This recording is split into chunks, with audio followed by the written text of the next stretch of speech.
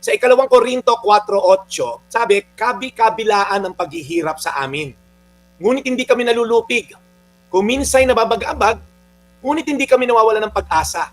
Mga kapatid, sanay na tayo mga Pilipino sa salitang resiliency. Lagi na lang sinasabi, kaya pa yan, laban lang, kahit baha, traffic, pila sa MRT, 3 oras. Pero minsan yung resiliency, nagiging katawagan na lang ng pagtitiis, kahit mali na yung sistema, palpak, bulok. Pero sabi ng Apostol Pablo, may mga paghihirap, oo. Pero may bigat, yes. Pero hindi dapat tayong talunin ng sitwasyon. Hindi pwede maging passive na lang tayo at tanggapin na lang, ganyan na talaga Buti nga, kahit pa paano kumakain tayo 3 beses ang araw. Alam niyo po, ang Diyos ang pinagmumulan ng tunay na pag-asa.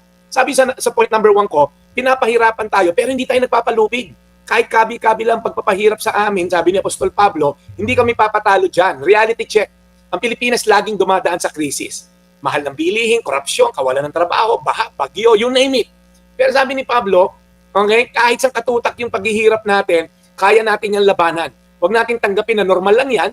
Okay, resilient kami mga Pinoy, lumalangoy sa and all, nagpapakasal kahit baha, hindi tayo talunan. God has given us strength, wisdom to endure, and also to stand for what is right. Hindi pwedeng, okay na yan, nakalakhan na yan Number 2, nababagabag kami, sabi ni Paul, pero hindi kami nawawalan ng pag-asa. Totoo, nakakapagabag po ang sitwasyon.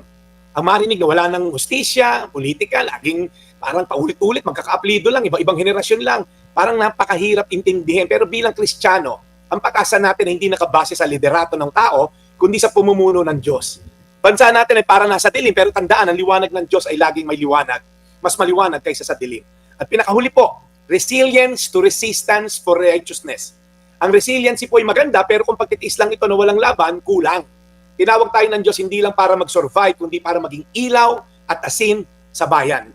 Magsimula ka, maliit kang empleyado ngayon, simulan mo maging matino, huwag ka mag-uwi ng coupon band. Simulan mo maging tama yung pananaw mo sa buhay, simulan mo mag-encourage ng kapwa mo. May naiiwan dyan sa taxi mo, isoli mo, kung ano yung naiiwang bag. So ano pwede natin gawin bilang Kristiyano? Magsulong tayo ng pagbabago. Simulan natin sa ating sarili. Nakikita ka ng mga anak mo bilang magulang, yung values na ituturo mo sa mga anak mo. Kaya in conclusion po mga kapatid, ang bayan natin pinapahirapan tayo, nababagabag tayo, pero ang Diyos, hindi tayo papalupig sa mga gawa ng kaaway dahil ang Diyos ang kasangga natin. Amen? So ulitin ko po yung verse, ikalawang Korinto 4:8, kabi-kabilaan ng pagpapahirap sa amin, ngunit hindi kami nalulupig.